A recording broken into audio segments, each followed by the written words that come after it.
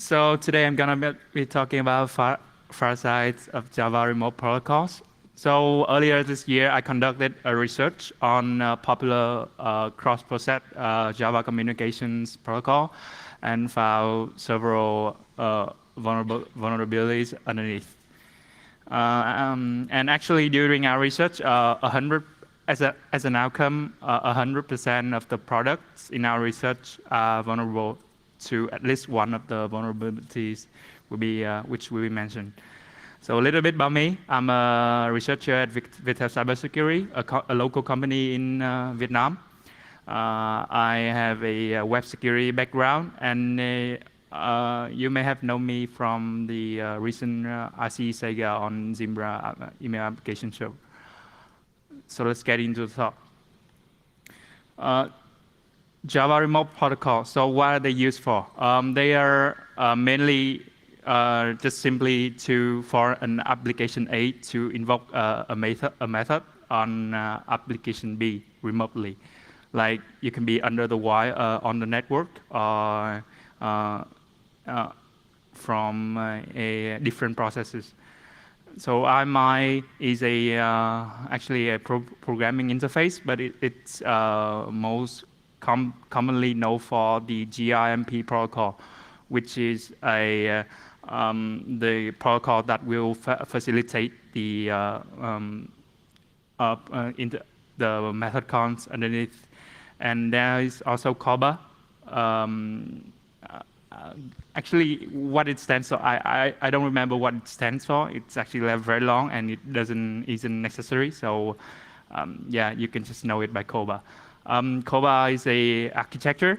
Yeah, it's it's just a different kind of protocol. And for IMI, when in Java, they are called IMI over IIOP. So there's a GRMP and IIOP protocol, and GRMP are the most commonly used one. So let's get into the IMI GRMP, which is the most widely used. The architecture is very simple. There is the client and the registry service, the custom services, and the DGC service. The registry service is basically like a naming handbook that will keep the record for all the services. Like when you want to invoke a method A, you have to connect to the registry to ask where it actually is, and to obtain the needed information to invoke the actual method. And the DGC is for garbage collection, like it's a process in Java to clean up unnecessary resources. And the purpose of the DGC isn't relevant, but its exploit is actually quite useful, as I will detail later.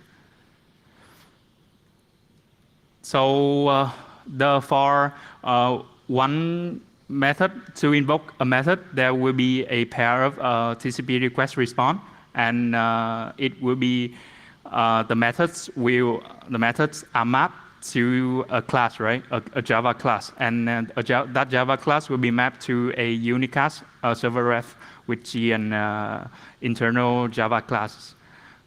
Yeah, so that's basically it. Under the wire, it works like this. So we send the header like any other protocol, and the operation call or ping. Actually, Nmap, which is a network scanner, use the ping operation to identify the IMI service, which means like whenever you use the ping operation, the server is required to send back a response. And there will be an object ID, and every IMI services is identified by the listening TCP port and a random unique object ID, which is this. Yeah. So the TCP socket and the object ID. And next, we will send a number. The number is actually deprecated and not used anymore, but it will play a very important part in the later exploits. And there will be a method hash, which is to identify the method that we want to invoke. So to the information to invoke an actual IMI service is the TCP port, the object ID, and the target method hash. The registry and DGC services, as I mentioned earlier, are the special services with a pre-known object ID and a method hash. Object ID can be obtained from a lookup to the registry, because registry is like a handbook, right? A record keeping service. Method hash can be calculated from the method description. For example, like public void A and the arguments. Yeah, so it's pretty simple. And lastly are the arguments. They are passed onto the wire. The server will accept the arguments and then invoke the actual methods with the mentioned arguments and then return the value. So let's guess how the arguments and the return value are marshaled under the wire. Given this is a network protocol and this is Java. Yeah, so this is exactly what serialization for Java is built for. So there have been several research on this aspect in the past, most notably from Moritz Bedler. He published a registry exploit on 2016 and exploit unsafe deserialization on the registry and also the DGC service. There a downside to the registry exploit in that it only works with the registry and the service port, and it has been fixed since GRE 8 U19121, which is like many years ago, 2017 or something like that.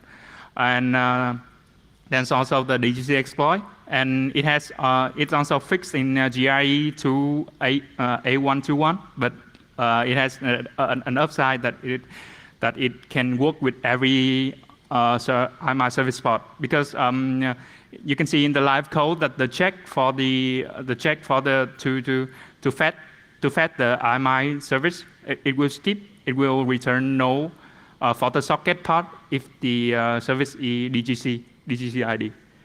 Yeah, so that basically it just skip the socket check. Cool. So how are they fixed? In Oracle introduced JEP 290 in GRE 8121. So it's a native API introduced attached to the object input stream class. For those of you who don't know, object input stream is like the method, the class that is commonly used to invoke read object on, which is another deserialization,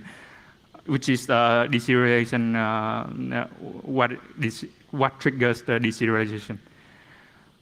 So yeah, it's introduced a native API to impose a class wireless check during deserialization. Before this, you have to use a technique called look-ahead deserialization, which you have to override the object input stream resolve class method and use a custom one that doesn't have the malicious class included. Yeah, so this JEP 290 just make it easier for the developer. And looking for the no things, they are fixed. So there's also the registry wireless bypass in the past. It's not it's not widely known, but it can be used to bypass this IMI registry service wireless check. And it has also been used in several recent exploits, most notably against Oracle WebLogic T3 protocol. Like in the past year, 2018. So we know argument and return value are deserialized on server side. So how about the client side? Does it get any better? So of course not. And the idea for a bypass that I'm sorry to mention that this chain has a downside that it triggers outside the deserialization flow, so you cannot actually read the IMI return value, and you have to use an external channel like HTTP or DNS or something like that. And here's my wireless bypass. The idea is to return a an IMI server-side call into the client-side call because it doesn't have any wireless implemented. So basically, the idea is to proxy any interface method call into during the deserialization into a proxy, an IMI proxy called remote object invocation handler that will have us invoke that interface method call on the remote side, on the server side. So basically, that it just have make a client-side IMI call. So it has the upside that it can read the return value and can be used as a data exfiltration channel. So here's here is in action. There are a couple of calls at the beginning. The beginning meaning the end. So this is a Java stack trace. So the beginning is actually the end. There are some dummy calls to read the gadget sync, which is a interface method call, and then I will proxy it to a remote object invocation handler, and then it will have me invoke a client-side IMI call, and at the top you can see that the read object doesn't have is invoked on an unfiltered object input stream. So this is Oracle as a response. The issue is after JEP 290, so there's a way to prevent the attacks. And they cite the document at 1 at the end of the slide. And they require users to manually configure a stream to block these chains. So yeah, they leave it to user responsibility. So we will know how other vendors are prepared for this just a bit later. So let's talk more about IMI services. There are, as you recall, I also said that there are the custom services. This is actually where the services are, the real methods is called. And it's kind of an overlooked service because I haven't seen anyone pay much attention to, oops, sorry.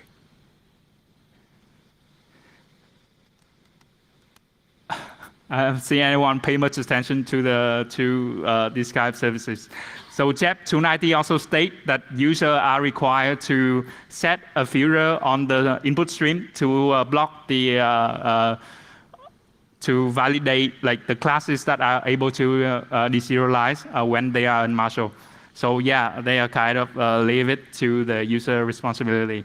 So let's see how vendors are likely to follow their recommendation. So the answer is none for every product in our research, including from VMware, Dell, Pivotal, and Apache. Actually, this is 100% of the products we look in. Basically, you can just Google any product that use the IMI protocol, and then you can find a vulnerability in it. It's actually that easy. But products are usually bundled with the GRE version that is larger than the 8.121, which is where JEP 290 are introduced. So it looks like they are aware of the threat, but they are thought the WASO 0, which is the initial exploit that in the past, are the only way that IMI can be exploited. So yeah, look like an overlooked attack surface indeed. Full attack still needs to change it with a gadget for something meaningful. So, but we still achieve all of them, most of them actually. So this is exploit analysis. It's very simple. If you understand the protocol, so you just send the header, the object ID, the method hash, and then you replace whatever in the arguments with the payload that you want to deserialize. So it's actually very easy. So yeah, you can just construct a Python script with the header bytes, and then append the payload at the end, and it'll work effectively. Yeah, a fun sample. So I picked VMware Visualize Operation Manager as an example because it has a fun exploit development process. in that it's kind of hard to pop a gadget out of this one. So it used IMI extensively on port on like a dozen support. And it used a GIE to 8.121. It has the common min-ut gadget, but direct code execution failed because a template implement, which is a class that will help us you will find in most of public Visual Serial or something like that exploit gadget chains. We need, because this is allow us to construct malicious bytecode from any Java getter or setter method call. So VMware blocked this in the product. So I modify a little bit into to trigger a remote GNDI getter method call, and then use the CV 2018-3149 LDAP GNDI remote class loading, which is actually not relevant to this talk, but it's quite handy because it's very commonly used in the exploits, deserialization exploits. So let's talk about that. Let's leave it at that because we have many more targets at the end, many more fun targets at the end. So let's talk about JMX. JMX is a Java management protocol. It's when run remotely, it requires running over IMI. The flow is basically just like any IMI method call. It fetches first it fetches the JMX IMI record from the registry, and then it calls the IMI server implement new client as a custom service to authenticate. If successful, it forks a new IMI listener. So in the past, there have been one fix at this because Oracle didn't implement the filter for the argument string types. So it leads to arbitrary deserialization. And finally, client connects to the fork IMI service and invoke the JMX methods. The fork service they all have a random object ID, and theoretically, if one can brute fork that object ID during the service time span, he can bypass authentication. So this is like security by obscurity. So if you notice, there are 3 phases to this, and they block the second phase and the third phase, and the second and the first phase, but the third phase, they did not have a filter implemented. So anyone after the authentication can achieve arbitrary deserialization, and this is this has been reported and under disclosure. Yeah, so that's basically it. So there's one minor detail. GIE 10+ has that attribute that you can use to specify stream wireless, but GIE 8, which is the most widely used version, has no way to prevent this. Cool. Let's leave IMI aside and I'll talk about COBA. COBA under Java is IMI over IIOP. And it provides native API to unmarshal simple object structure like primitives, string, and COBA objects. So this is because they are required to work between across different languages like C++ and Java. But since version 2 or 3, COBA allows complex language-dependent object types. So in Java, this is smells like deserialization. So Java object is read from the stream at the input stream.read value. So it's a internal Java GIE package. But it actually doesn't use the well-known object input stream. But again, why does we need object input stream? Because we only need the mechanism to invoke the class custom read object. So this is like it works the same ways as object input stream, just that it needs verify. It needs a different object types when for the class ID and things like that under the while to identify the object. So the most important part, it can invoke the custom class read object method. So as you can see from the first input stream.read value, which will trigger the deserialization, it will come down to the end at the invoke object reader, which will invoke the class custom read object method, if any, if there's one. Yeah, so again, that's a deserialization exploit. Let's talk about WebSphere thing, because WebSphere use this extensively on their products. So for those of you who don't know, WebSphere is a very well-known web application server for enterprise products. It's from IBM.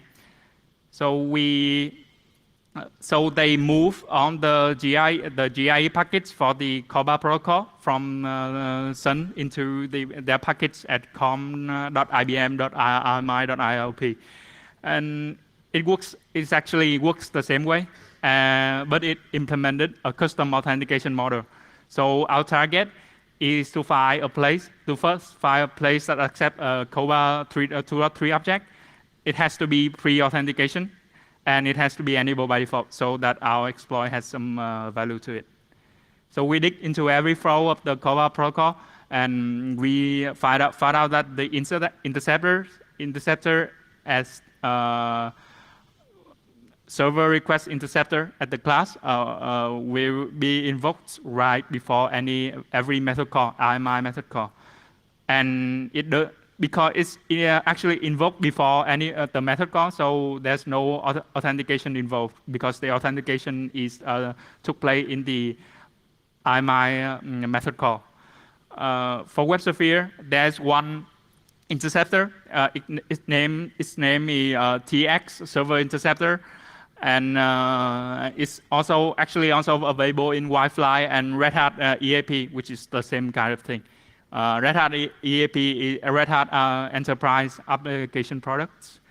It's actually also vulnerable. They are also all vulnerable to the same kind, but let's talk about that later. So for IBM, a TX Server Interceptor, so it accepts basically it just accepts some data for its like business purposes, and then it passed right into the demarshal method, so which will eventually invoke a read any on the input stream, and a read on any will lead to a read value, which will lead to the deserialization. And we still need to find a suitable gadget to escalate it into something meaningful. IBM Cobalt is actually very hardened. They removed the silent template implement serializable capability completely. As I mentioned earlier, the templates implement is required for the most publicly available gadget chains to work.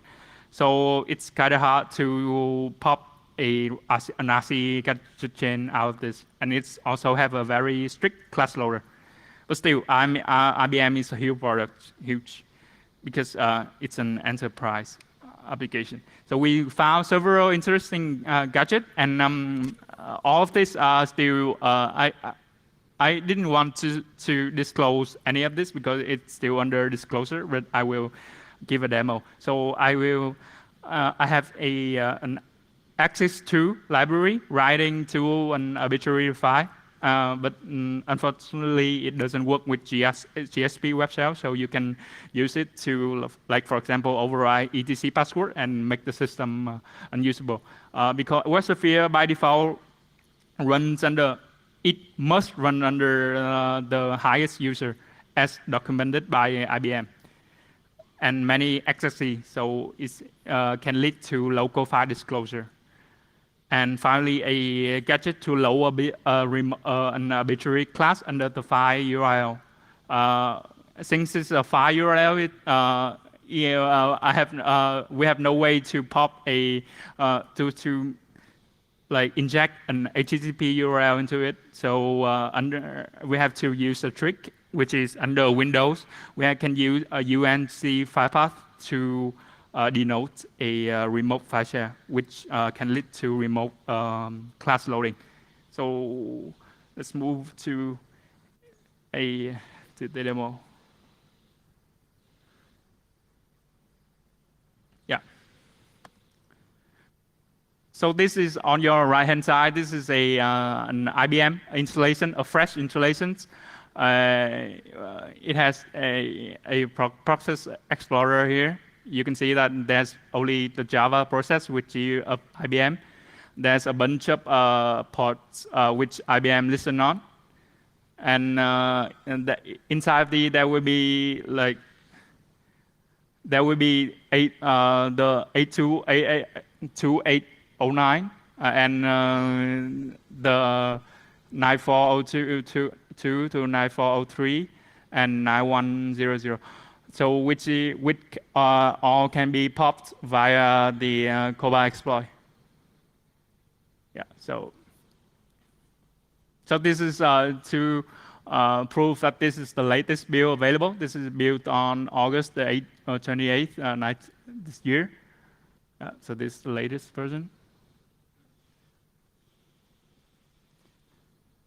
All right, so here's the exploit. So this is a Impacket, the Impacket SMB server to fetch an SMB server to deliver the payload. And this is actually the exploit running in the background. And as you can see here, the java.exe of the IBM process actually pop a cow here, a cow.exe, which is what our payload does. And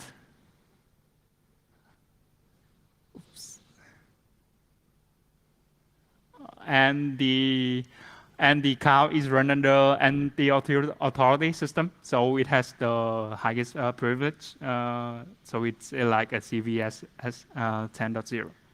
So that's for IBM. Oh, cool, thanks.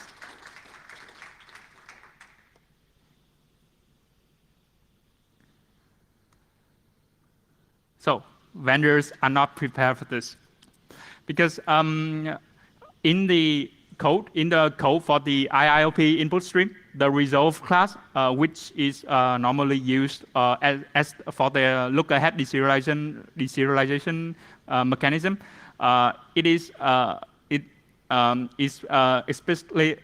explicitly state that the method resolve class is not supported, and it throws at an IO6 exception. So there can be no way the look-ahead deserialization can be used in this case. And JEP 290 also does not provide any filter API for the input stream. So there's no way for now. There's no way that one can prevent this without like touching into the internal API of the package. So cool. Let's moving on. There's also the security manager.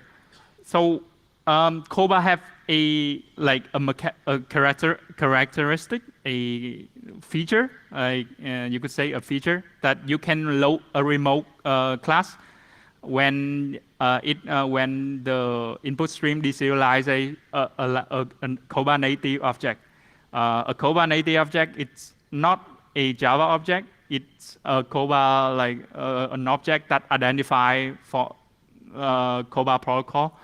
It's kind of difficult to understand, but it's just you can just like think of it as a unit for the COBA protocol. Yeah, because it's not necessary anyway. Yeah, so you can in the code you can see that if there is a security manager. If the security manager is no, which is there's no security measures, it will use the normal class loader. But if there is one, it will continue to look up, pass into the lookup loader the URLs, and the lookup loader will use a URL class loader and the whiles are under our control.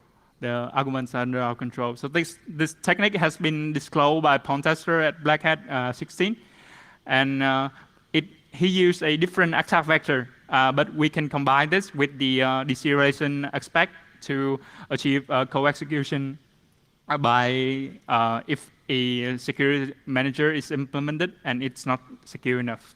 So a permission for security manager that allows us for RCE looks like this. So it's like permit outbound socket connection.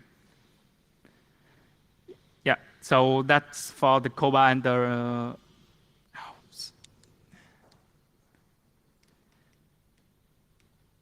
that's for the COBA and the deserialization exploits. So let's talk more about the model, the IMI model.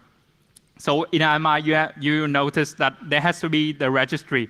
You have to look up the registry to actually obtain the necessary information about the service. What if we can attack the registry itself? The registry operation actually provide many useful methods for an attacker that can be used for exploits. The most interesting of one is the rebind method. So basically it rebinds a current record into another record that can also be under the attacker control. So, so this is a new attack vector. It can allow us to man in the middle between the client and the server without any of the LAN factor. That way, like you don't have to approach the client or something like that. You just have to do a remote method call onto the server and rebind the record into another object under our control. So the server will forward all connection into the server under our control. And this is fully transparent. The client doesn't know it's being eavesdropped. So what do we gain from this? GMX, remember GMX is a Java management protocol and it's based on authentication. So if we can have the GMX credentials, it will, in most cases, lead to RCE because GMX expose very sensitive methods.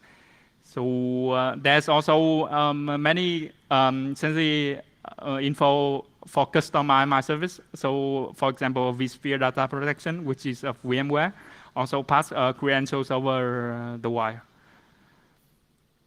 But there's one thing: the dispatcher, the registry, it stands between the registry and the method call. It has a protection that will only limit the incoming socket connection to the bindable interface, which means local. So this poor architecture could already be a flaw because if one can have a local connection, it can be used to, like for example, escalate privilege. So, but there is also some one-days and features that can help us with this. So there in GRE 202, there's the code does not enforce the flow between like the registry and the method call. So you can force the flow into another like if branch, and it will execute the method directly without throwing the exception that the socket is not coming from localhost. So the previous scenario can now be exploited remotely. And this is this actually has been discovered several months earlier as CV 26884. But from the CV description, and yeah, they were using it for a different attack vector, which is a sandbox escape, not related to this exploit. And there's also another feature, cool feature, which is IMI GRMP allows proxying over HTTP. And when it does that, the address of the peer becomes 000, which is can also mean localhost. So yeah, but again, this has been discovered earlier by Moritz Beller, And the attack scenario he described is not related to this. It's a client-side, cross-site request forgery exploit, not related to this. So let's dig into the exploit analysis. So this is a legitimate client, the registry, and the attacker and the legitimate service. First, the attacker called the registry, and it changed the GMX IMI record into from the legit service into the attacker rogue service. Then when the legitimate client asks for the GMX IMI service, it will be redirected to the attacker rogue service. And then the legit client will pass the credentials to the attacker, and then the attacker can have his privilege. And the vulnerability pattern is very simple. This is actually the most widely common way to create an IMI registry, as stated by the Oracle document. So, in a way, Oracle is kind of not prepared for this. So, well, what can we do about it? To pop from this to RCE, there's several ways. First, if the credential have create MLET privilege, which is unlikely, then he can use the MLET ambin to load a remote class, but it's not very likely in the wild. But when there's a read-write privilege, which is the most common use, you can manipulate existing available ambins to like play with it to make it have undesired method call. So, yeah, we can also make clients deserialize arbitrary data, but it's not actually very useful in reality. So there's Tomcat. Tomcat have a GMX remote lifecycle listener enable, but it's actually not by default. It's a cool exploit.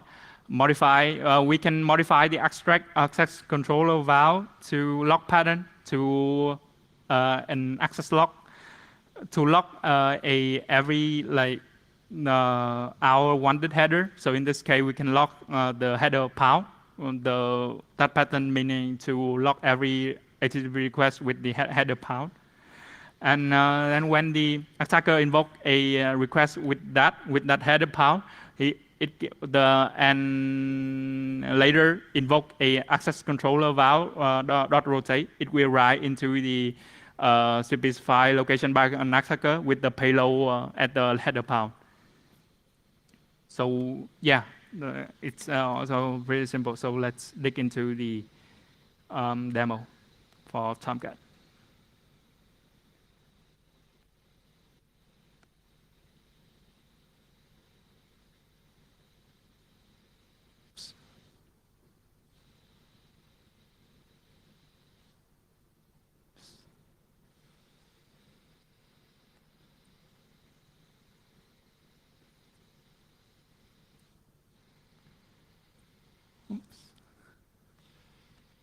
Sorry.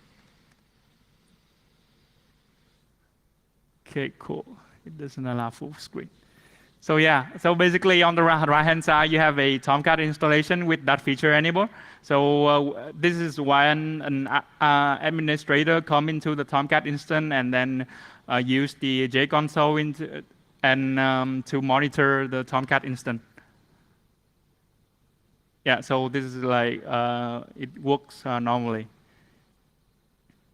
So this is the right-hand side is our exploit.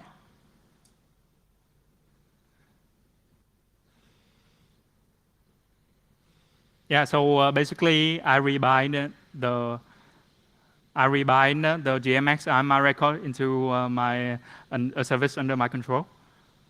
And then when the attacker log in again, the admin log in again. So yeah, you will have the administrator password printout right here. And he's actually authenticating into the rogue service. Yeah.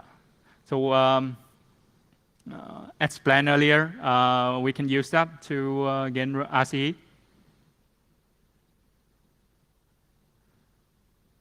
Yeah, so this is like the final exploit to write to invoke a web shell. Yeah, so there's a cow pop-up on the Tomcat instance. Yeah, so we took over the Tomcat instance. We can take over the Tomcat instance with this exploit.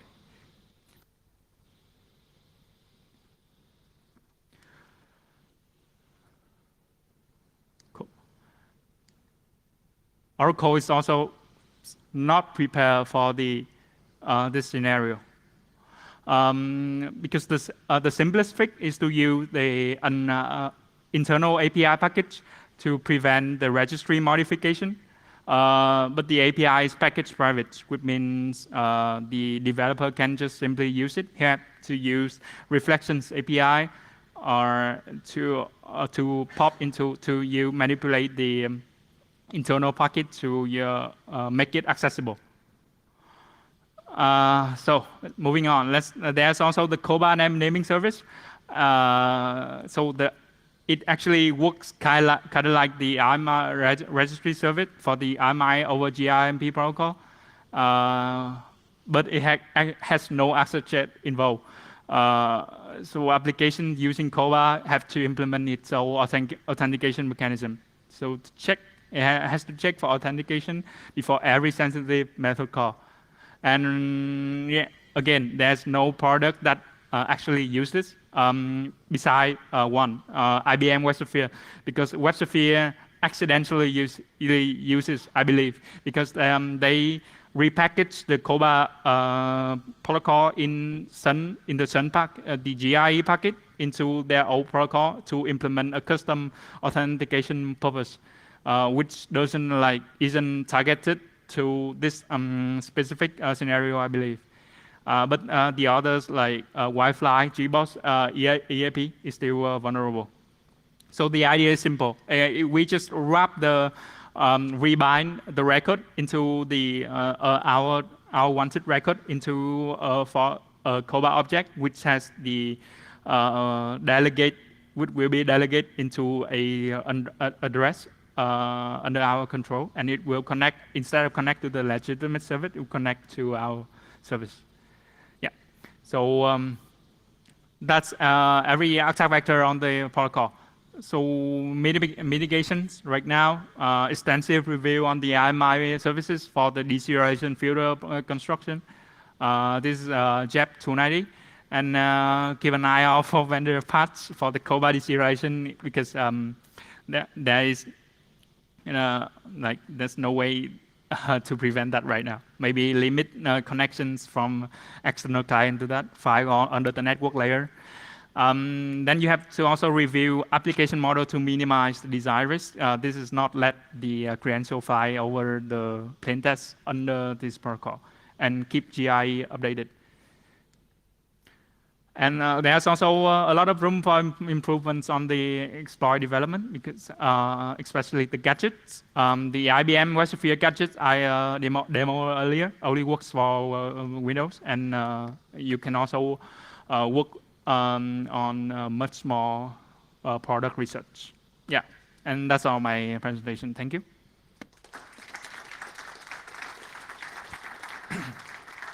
Yeah, if there's any question from the audience.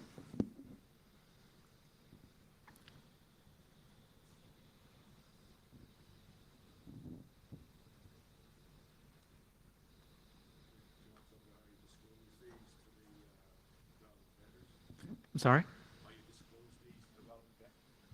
Hi, nice presentation. Thanks very much. Yeah, do you want to talk about the disclosure process you went through with the vendors? Yeah, there are many complications with the disclosure process for this one. I try to disclose as many as I can, but there's still some that I haven't disclosed yet. Because this is actually, you can, if you understand it, is an attack on the protocol, and it's not the vendor's fault. And I don't think that the vendors I want from this presentation, I want the vendors to like update on the vendors on their knowledge on the IMI protocol, and then they all can do that themselves on their implementation. And as I said earlier, 100% of the products I look into are vulnerable, so I believe there's a lot more that have still not been discovered. Yeah.